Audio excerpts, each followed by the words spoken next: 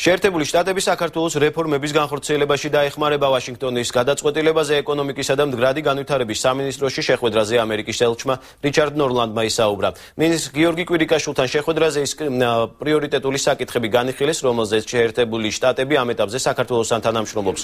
საუბარია საკუთრების უფლების დაცვის სფეროზე, კონკურენტული ბიზნეს გარემოს ჩამოყალიბებაზე, შრომის კოდექსის დახვეწაზე.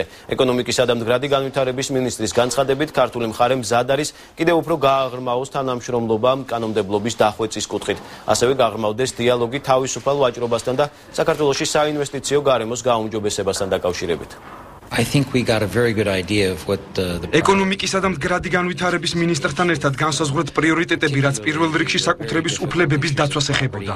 ასევე ვისაუბრეთ საქართველოში ინვესტიციებზე, ეკონომიკურ განვითარებასა და ეკონომიკურ ზრდაზე. შეერთებული შტატების საელჩოსა და სხვადასხვა პროგრამებისა და უწყებების საშუალებით მჭიდროდ თანამშრომლობს ეკონომიკისა და მდგრადი განვითარების სამინისტროსთან.